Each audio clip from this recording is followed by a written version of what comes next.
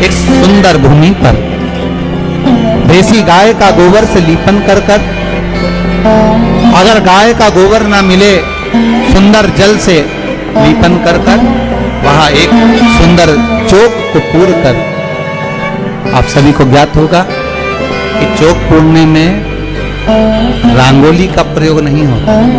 आप लोगों को मालूम होगा चौक पूरने में आटा और हल्दी का प्रयोग होता है।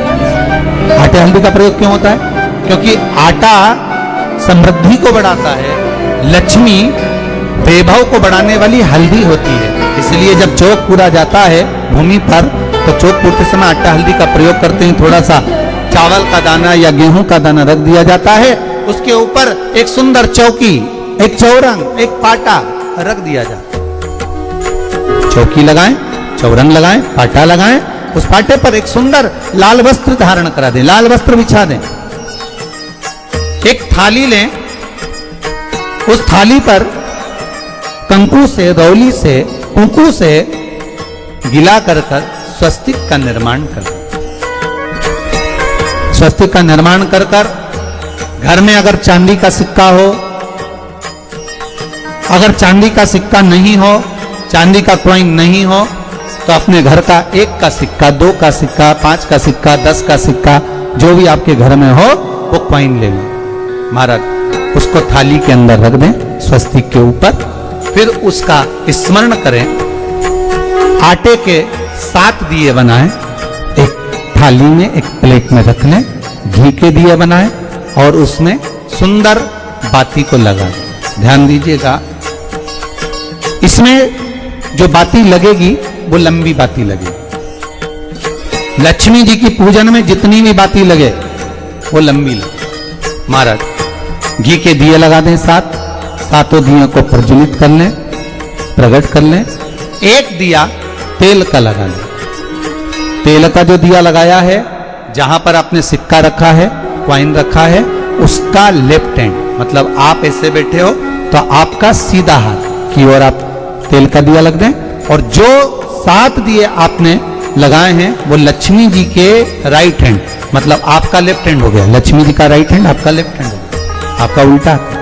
वहां पर 7 दिए जो आपने प्रज्वलित करे हैं वो प्लेट में रख दें। सुंदर थाली जो आपने पूजन की तैयार करी है उसमें कुंकू, रोली, हल्दी, अबीर, गुलाल, चंदन, मौली, लाल धागा, मौली, अमरबेल के टुकड़े, कमलगट्टे, हल्दी की गांठ, सुंदर भाव में उसको रखें। जल का पात्र सुंदर आनंद से, जो क्वाइन चांदी का और देसी क्वाइन आपने जो रखा है उसका जल से पूजन करें। क्वाइन का पूजन करें, कंकु आदि से पूजन करने के बाद दोनों सिक्कों को उठा लें। दोनों कॉइन, जो चांदी का सिक्का है और जो देसी कॉइन है, उसको उठाकर उस पर जो कलेवा है, मौली है, नाड़ा है, लच्छा है, उसको लपेटना प्रारंभ कर दें और उसको लपेटें। पहले चांदी का सिक्का लपेट दे, फिर देसी सिक्का जो आपने रखा है 1, 2, 5, 10 का जो सिक्का रखा है उसको लपेट, थाली में उसको रख लें। फिर वापस उस पर जल का छींटा देकर उसका पूजन करें। महाराज हल्दी, रौली, मौली, चंदन आदि लगाकर सुंदर भाव से चावल को हल्दी में भिगो लें और पीले चावल कर कर उल्टे हाथ में चावल लेकर माता लक्ष्मी के ऊपर जो 2 सिक्के रखे हैं उनका पूजन करें। साथ में जब चावल छोड़ते जाएं तो गणेश जी का भी स्मरण करते जाएं। हे रिद्धि सिद्धि के दाता श्री गणेश जी महाराज, आप हमारे यहाँ पर सदा माता लक्ष्मी को लेकर, कुबेर भंडारी को लेकर सदा विराजमान रहे, नारायण को लेकर सदा विराजमान रहें। चावल छोड़ते जाएं और बाबा से विनती करते जाएं, माता लक्ष्मी से निवेदन करते जाएं।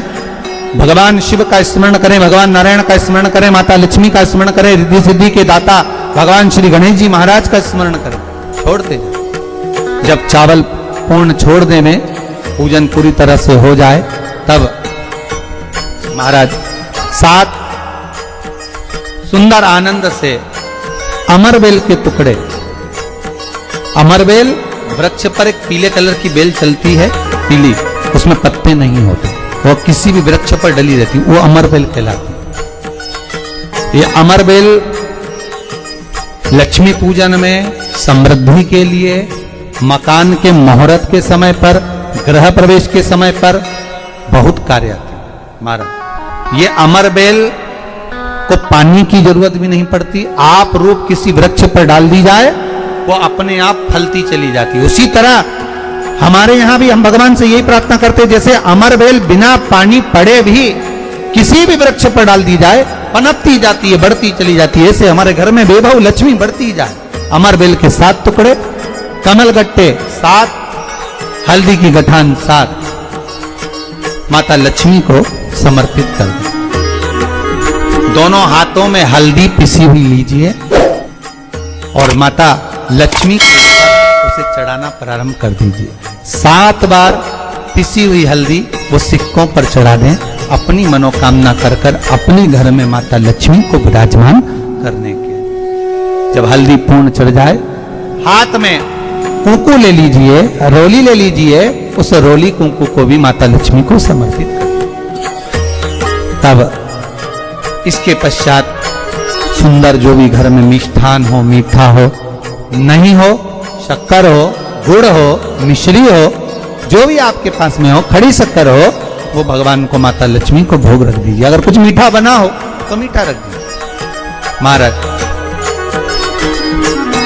घर में संपूर्ण पूजन कर कर आपके घर में जो देवालय में भगवान बैठे हैं उनका भी पूजन करिए। पूजन करने के पश्चात आप माता लक्ष्मी से निवेदन करिए, हे माँ आप हमारे यहाँ सदा विराजमान हो। पूजन करने के बाद जो 7 दिए आपने प्लेट में रखे हैं, थाली में रखे हैं पूजन के लिए, घी के उन 7 दियों से माता लक्ष्मी की आरती उतारिए। उन 7 दियों से माता लक्ष्मी का पूजन करिए। माता लक्ष्मी से विनती करिए, मां के पुत्र, मां आप हमारे घर का रास्ता भूल गई हो, बहुत कष्ट है, बहुत दुखी है, पर भगवान शिव पर विश्वास कर कर, कुबेर भंडारी पर, कुबेरेश्वर महादेव पर विश्वास कर कर, भगवान नारायण के सुंदर प्रसंगों पर विश्वास कर कर, मां भगवान शंकर का अनुमोदन कर कर, हे मां आप हमारे घर में विराजमान हो। मां आप हमारे मार्ग को, हमारे घर को, हमारे घर के रास्ते को, हमारे घर के द्वार को आप भूल। लक्ष्मी, हे संतान लक्ष्मी, हे मां लक्ष्मी, हे धान्य लक्ष्मी, आप हमारे घर में विराजमान हो। 7 दीप जो प्रज्वलित करे हैं उससे माता की आरती उतारिए। फिर माता को झोली पसार कर प्रणाम कर कर भूमि पर नमन करो।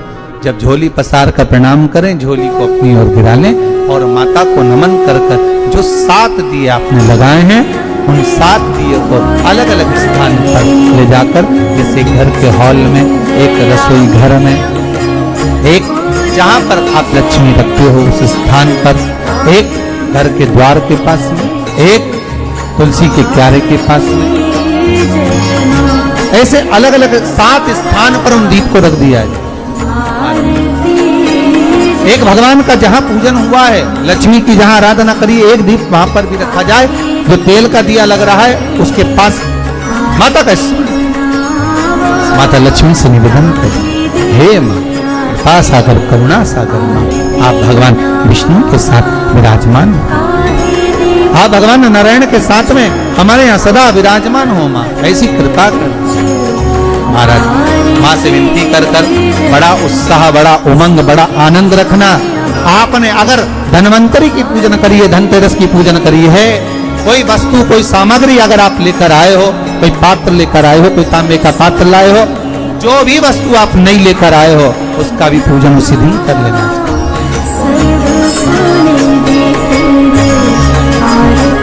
उसका भी पूजन।